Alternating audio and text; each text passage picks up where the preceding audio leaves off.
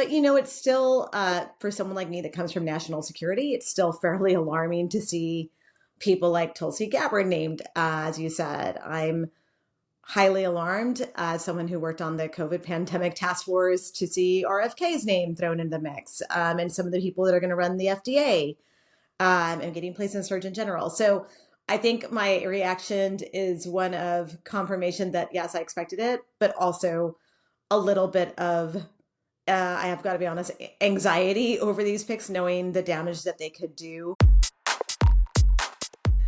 Hello, friends, and welcome back to Highly Conflicted, where we unpack the news inside Trump world and what might be coming down next at Mar-a-Lago. Trump's picks for his cabinet are now complete, and we have a good sense of the White House staff that will be in the West Wing next year as well. Politico AM recently called it a, quote, team of randos, which was pretty funny and not inaccurate, but there also have been some pretty problematic people that have been nominated for some pretty big positions, especially from a national security standpoint. At the cabinet level, for Senate confirmations, we have people like Tulsi Gabbard as the Director of National Intelligence. John Ratcliffe is up for CIA Director. Gabbard, just by way of example, may have a rough time in her Senate confirmation hearings over a number of questionable incidents from her career. These include spreading Russian propaganda over the war in Ukraine, prompting critics to ask if she might be a Russian asset, as well as her making a clandestine visit to Syria to meet the country's president, Bashar al-Assad, who has been accused of war crimes. And in non-Senate confirmed roles, for instance, we have people like Kash Patel, who may be up for Deputy FBI Director, and people like Seb Gorka, who has been named as the Senior Counterterrorism Director for Trump. To break this all down, we have Olivia Troye with us today, who was a senior counterterrorism advisor to Vice President Mike Pence and was a senior part of the first Trump administration, who is in a uniquely qualified position to assess the landscape and weigh in on some of these picks. Olivia, thanks for coming on. Thanks, Hugo. Thanks for having me. So let's just start at a 30,000-foot God's eye perspective on these cabinet nominees, because there's been a bunch. We have a full cabinet now, but just briefly, what stood out to you? Like, what was your reaction to some of these names? I think look, I have to be honest. I expected this to be the type of cabinet that Trump would put in place. So some of these were just confirmation of the fact that this was the plan all along. I think, there's a lot of talk about Project 2025, and I think we're seeing a lot of the names that were in that Heritage Foundation document being reflected in the types of lineup that he has. So I'm not surprised to see Russ Vought in it. I'm not surprised to see Tom Homan in it. He played a big part in the Department of Homeland Security aspects of it. But it's still, for someone like me that comes from national security, it's still fairly alarming to see people like Tulsi Gabbard named, as you said. I'm highly alarmed as someone who worked on the COVID pandemic task force to see RFK's name thrown in the mix, and some of the people that are going to run the FDA, and getting placed in Surgeon General. So I think my reaction is one of confirmation that, yes, I expected it, but also a little bit of, I have got to be honest, anxiety over these picks, knowing the damage that they could do to a lot of these agencies, having, as you said, worked in the Trump administration firsthand, sat at the cabinet table many times in these meetings where policy was being made. And the people sitting at that table really do make a difference in what happens next, right? And the trajectory of what we're going to see in our country. Let's look at the national security area then, because that is your background. And, people like Ratcliffe, they're not new to Trump world. In fact, they were around in the first admin. What do you think of someone like John Ratcliffe for CIA Director? And how could his loyalty or personal sensibilities impact, I guess, how the agency is run, but also the fact that he will have a direct line to Trump. He just does. He has his own personal relationship. And so if he is in the ear of the president, how could that affect policy?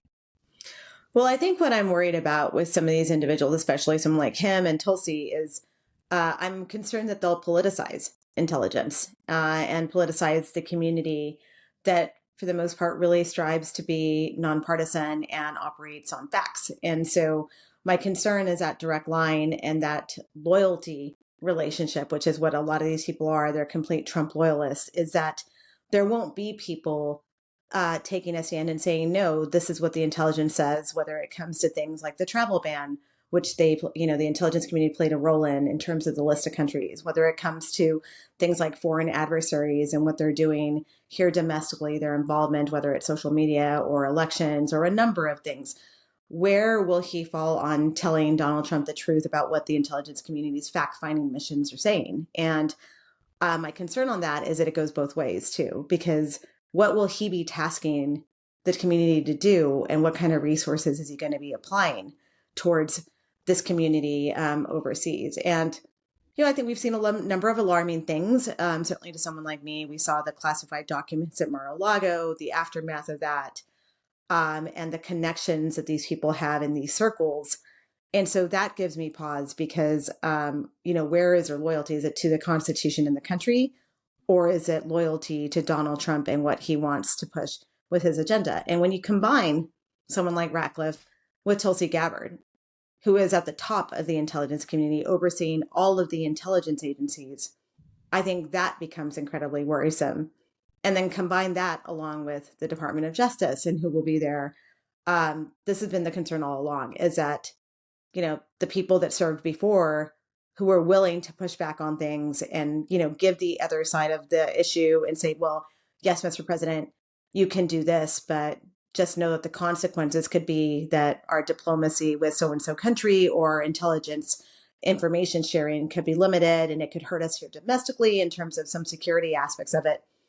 Those are the things that keep me up at night right now. It's just, how does this impact the safety and security of Americans when you have these types of individuals leading a community that's supposed to keep us safe in a nonpartisan, very factual way?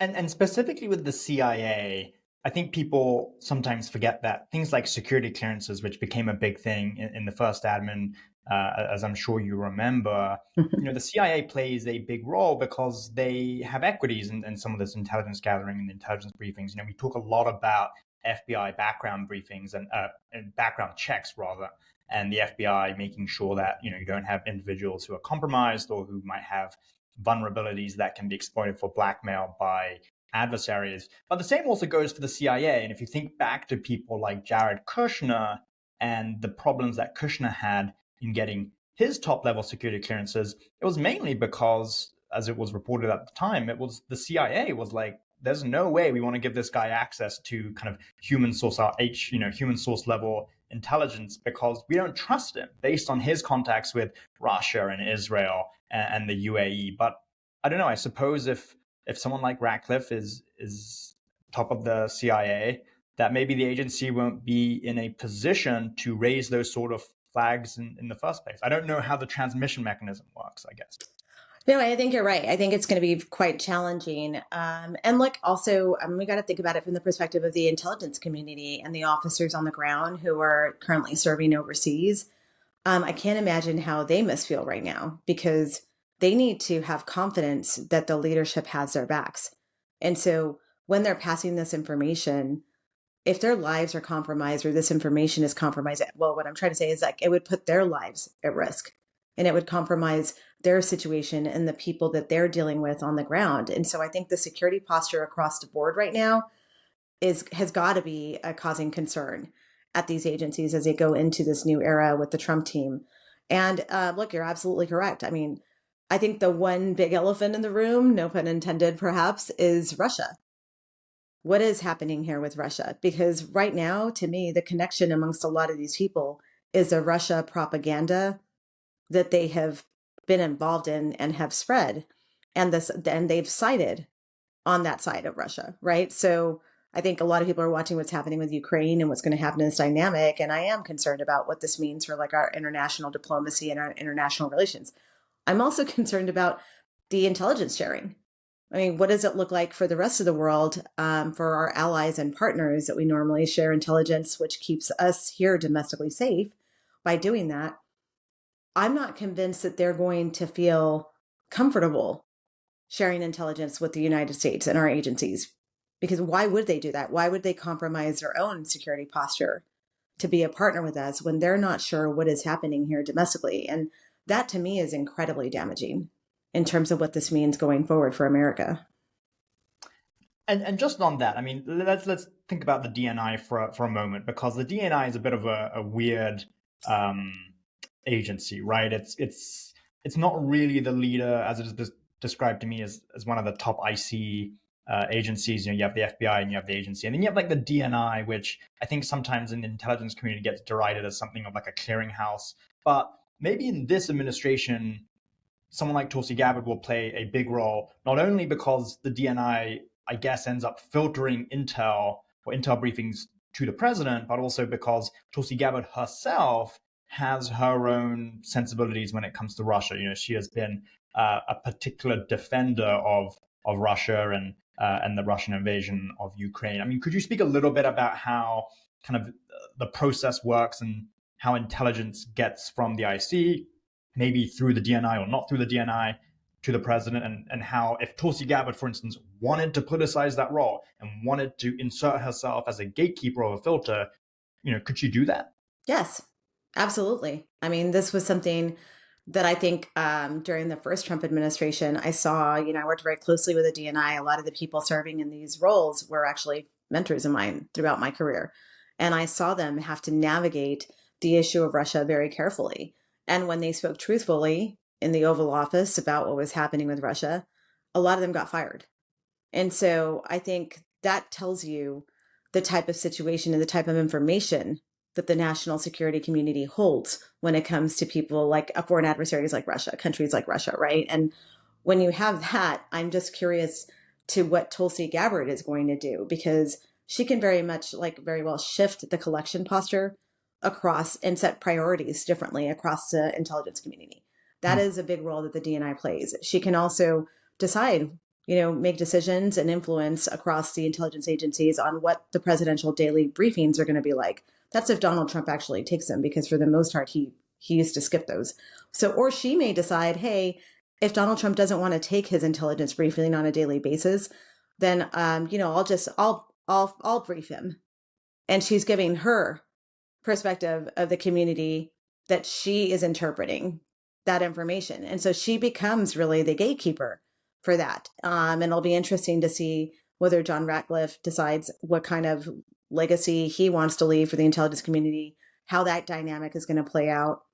Are they going to work together in sort of a band of brothers type of way, or are they going, and is he going to go along with whatever she does as well, because they're both sort of coming at it from the same lens.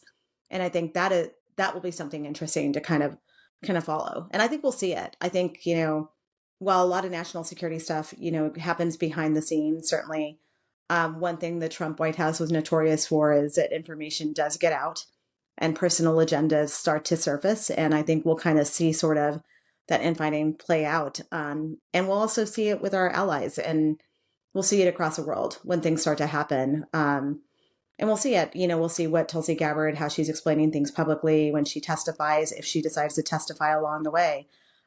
So I'm curious. I'm curious to see what the U.S. Senate is going to do during their confirmation hearings, and see if these types of things are going to be brought up, how she'll explain her past history, when she has, spread conspiracies as well that were in line with some conspiracies with Russia.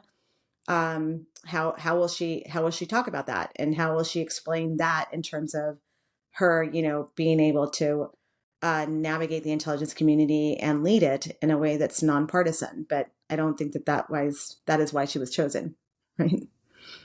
What's always really interesting to me when it comes to Trump and intelligence products is, on the one hand, he hates the reading, as has been widely reported. He wants really bite-sized information. He wants a lot of pictures. But increasingly, as the Trump admin progressed, it seemed to me like he actually did like the intelligence when he wanted it. And, you would see him disseminate, whether it was the site of the Iran site that they had bombed, or whatever it was. He just tweeted stuff out, and he just held photographs up for cameras. And so there have been plenty of instances where he's actually quite liked to be in receipt of the intelligence. And we saw it in the classified documents case when Trump held on to 101 classified documents at Mar-a-Lago, because he likes the trappings of the office, and he likes the trappings of getting briefed by generals and kind of intelligence community kind of officials. I don't know. I think it will be interesting to see what he picks and chooses. But by the sounds of what you're saying, I mean, it also sounds like the DNI and Tulsi will be able to just give him really what he wants and nothing else, right? Yeah, I think that's a concern, right? Is that traditionally, sometimes the intelligence community will come and brief policymakers, and sometimes it'll tell them what they don't necessarily want to hear, but it's the facts. And then it's up to the policymakers to make decisions on it. I think in this situation, he may end up with a very one-sided view that goes along with what she will know is his agenda and the viewpoint and the consensus of what they're thinking. And she's not going to be that person that's going to bring it in a factual manner and represent all sides of it, which is really just to the detriment of the country when you do things like that. Because, I mean, intelligence exists to inform, right? And it's not, and then, it's over to the policymakers to actually make the ultimate decisions when it comes to, foreign engagements, whether it comes to conflicts that are happening around the world. And I think it'll be interesting to see how this plays out. I think, she'll have a number of areas. I mean, I know, given her past with Russia, I think that is one key thing that everyone's watching on how this is going to impact. But, we've got Israel, we've got Gaza, there's a lot happening around the world. And when you have some of the picks that are being chosen and talked about in terms of who the ambassador is going to be to Israel and what they're going to be doing, it'll be interesting to see what role she plays in that and in shaping that sort of information and policy as well. You were the counterterrorism advisor to Pence. We now have Seb Gorka, this I deeply can't even polarizing process that right now. Right, and so, can you explain a little bit about what that role entails day to day? And I mean, it's a very specific role. It's not something top level that we hear about a lot, or you kind of see officials talk about a lot. I mean, could you give us a sense of what the day to day role is? And someone like Seb Gorka, who has really direct lines to Viktor Orban, could It's bring. very concerning. Yeah, it's incredibly disturbing because that person in that role basically serves as the entire coordinator for the counterterrorism community, which means that they are coordinating across the entire U.S. government, the national security community, and every agency that plays a role in anything that's related to responses, whether it's in counterterrorism policy. And so to see someone like that in it, one, I think is going to be concerning for the agencies because now you have someone sitting at the head of the table that is running policy directly for Donald Trump, because that is the role that that person plays. Their role is to really implement the president's agenda. But they also have a powerful seat because they are the convener. They're the convener of information. They're the convener of these counterterrorism policy meetings where the government is making decisions in these meetings and then it gets briefed to the cabinet. So there's a lot of control that that individual has.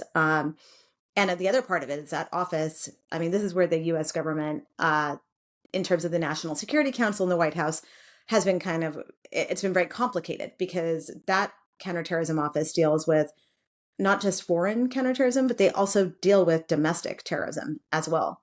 And I think it's going to be interesting. I mean, I'm very concerned about what will happen with domestic extremism, what's going to happen in the aftermath of hate crimes and hate-driven mass shootings, in the aftermath of that and the response to that. How do we counter that?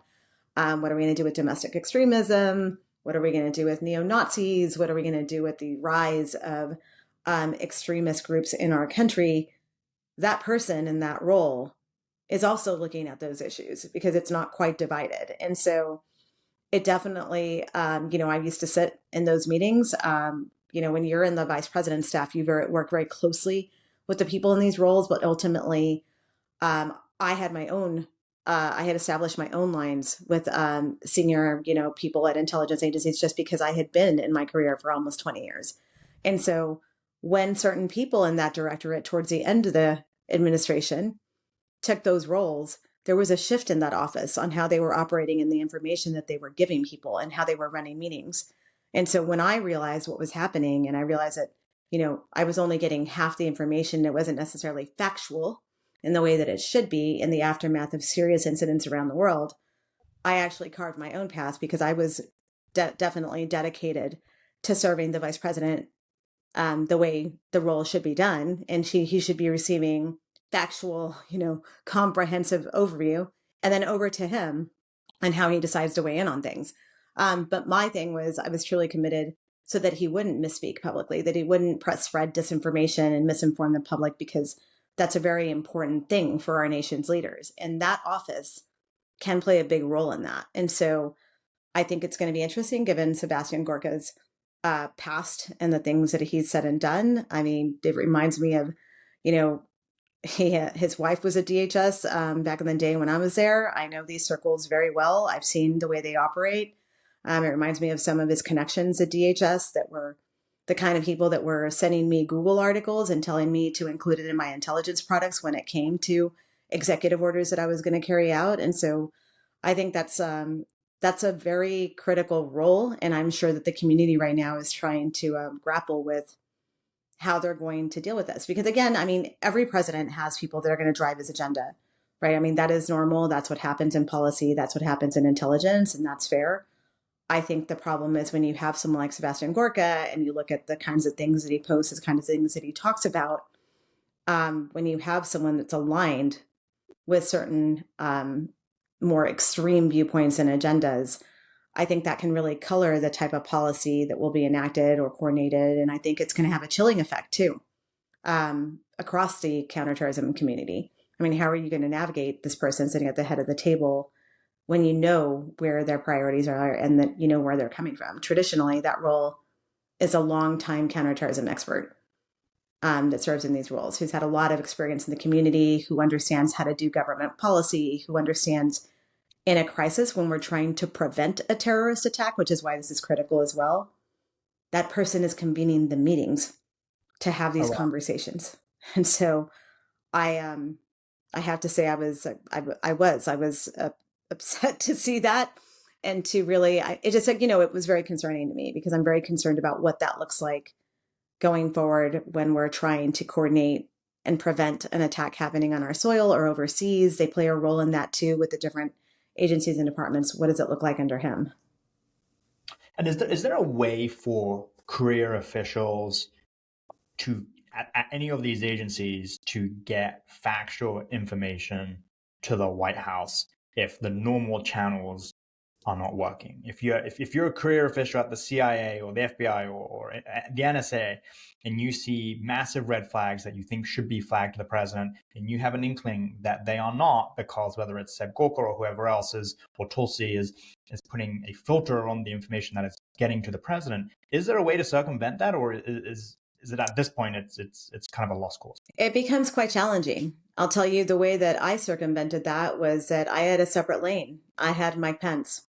And while people may judge him on his, viewpoints on policy in certain areas, Mike Pence was loyal to the Constitution, and he was very concerned about the safety and security of Americans. I mean, he did his intelligence briefings every day.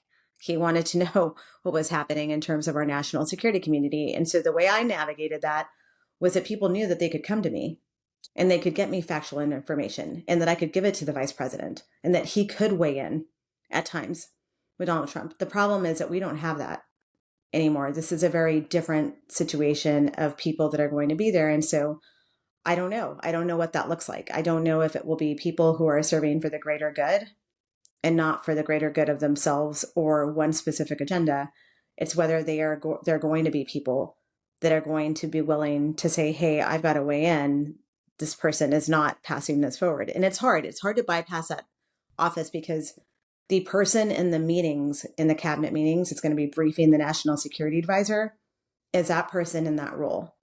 And so the only reason that, I was able to navigate in my counterterrorism role was because I was in the vice president's office, and it was a separate thing. And so, when misinformation and disinformation surfaced along the way, and it did, I want to be very clear about that. Some of it came from some of the people that are being considered for very, very senior, like cabinet level roles. Those were the people feeding the disinformation that I had to counter. And when that happened, I went around and I went through the vice president to kind of try to walk it back, because it would be detrimental for the American public if it went out that way. And so I think that is going to be the challenge of navigating in this space. And then the other part of that, I'll be honest, is that once that person in that role, towards the end of administration, it was people like Kash Patel, people like Chris Miller who were in those roles. Once they started to catch on to the fact that perhaps the one angled agenda was being countered by facts in a different way, then it becomes incredibly challenging to navigate the space, because then they know, then they start to watch out for others. And that's how you get the deep state narrative. And then that's how they start to purge people. And so I think the plan is to actually purge people and put loyalists in from day one. So I think that kind of changes the dynamic there. But, how quickly they do that, who knows? But I do think that that's going to be part of the problem, is that you're going to have sort of people that are going to be yes men surrounding in these offices that are going to be appointed. There's going to be a lot of, effort to ensure that. And I don't know that there's going to be anyone that's going to want to go against that, even if they know that they need to be, even if they know that the information isn't necessarily accurate or it's very one-sided or biased. And just to be clear, did you have any career officials or anyone try and get information to you to pass on to the vice president? Oh, yeah. Was that a figure? Yes. And actually, I can think of a specific time where somebody had given very bad information claiming that there was a terrorist cell that was about to launch across the country. And that information had been walked into the Oval Office. And I spent an entire evening, an entire night walking that back, scrambling around, going to different people, going to the vice president's chief of staff, going to the vice president himself, and saying to him, please don't repeat that. And you need to weigh in on this because it's incorrect, it's inaccurate. I've been in the meetings with the intelligence community, law enforcement agencies. They have all said that there is no indication of this. There is no intelligence to back this up. This is one individual who has misinformed someone, passed that information, called it in, and that information was walked right into the Oval Office. The next morning, after all this effort went on behind the scenes to prove and for me to show them that the intelligence and law enforcement community had said, no, this is incorrect, it's not true, then it was Bill Barr who walked into the Oval Office and had to walk it back. But somebody passed that information into the Oval before he did. And so we were able to de-escalate it. But it has real world consequences because it could have impacted a lot of things that happened on military bases. It could have impacted international security agreements with people. It was that kind of a level of thing. And so that's why things like this are very serious. Well, that's extraordinary. And so thank you for sharing that story with us. I guess we will see how it plays out in the months ahead, especially as Trump takes office in January. But Olivia, it's always great to talk with you. So thank you for coming on. Thanks for having me, Hugo. I'm Hugo Lowell, a senior political correspondent at The Guardian. Special thanks to our guest today, Olivia Troye.